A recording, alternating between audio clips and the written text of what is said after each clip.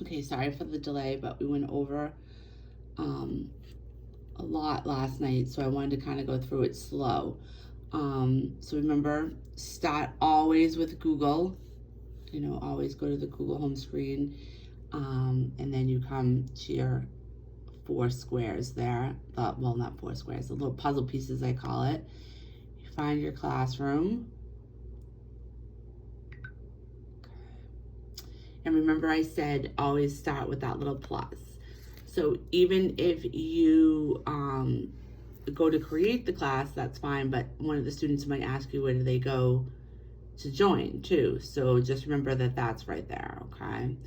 Remember we talked a lot about different, you know, it's different color coding, different classes, all that good stuff. But I'll go through right here, create a class. Now listen, I just try to fill out, my screen's going a little crazy here.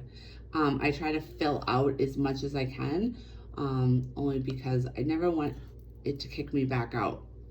We really just don't know about technology these days.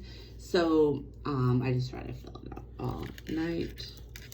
Your section is 75 hours. Okay, your subject is, I'm just gonna put ALC, and then I'm gonna put online. Okay, so just remember to hit create.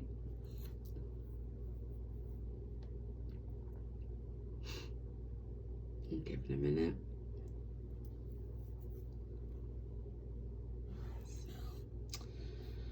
All right, and like I said, we talked about this here. So those four little tabs up top here.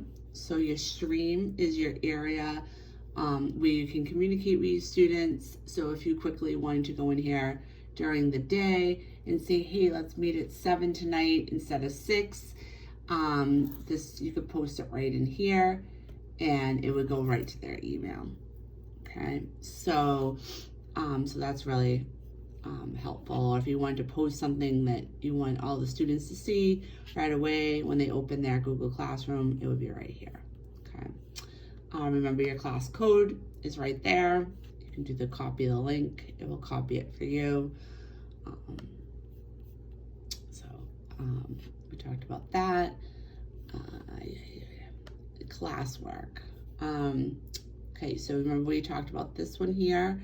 So we're gonna go to create, and then we talked about assignment. Okay, we did talk about some of these other ones, but I really want you to get into the assignment. And then you can just name your assignment, student 1. And I tend, for my kids, to do the instructions here too, and sometimes I do it in the rubric. You know, more is always, you know, it's always better. So, just so everybody can see what's going on.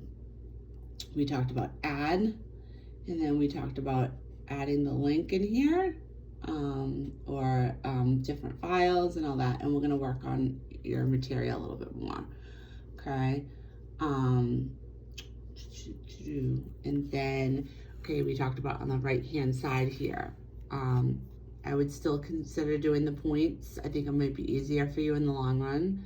And then I definitely would do a due date like week by week so you can see, and then your topic too, if you want to do it by topic. We're not going to get into the rubric right now, but if you wanted to, you could click on it, do so many points for so many assignments or whatever. It's pretty self-explanatory.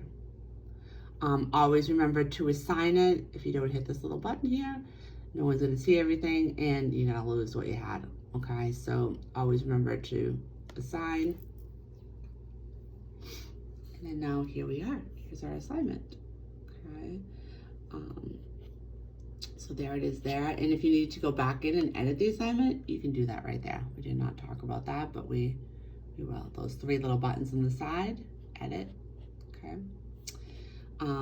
People, the students, so double check that. Make sure you have everybody in there when you get going.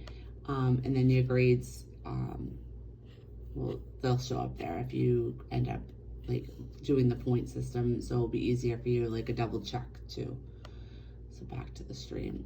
So just remember your little puzzle pieces, and then we'll get some of your assignments together, and then we'll do this on Thursday. So I think that's it that we went over. Hopefully a little bit slower for you. I apologize that I couldn't give you a little bit more time, but I will talk to you on Thursday. Thanks.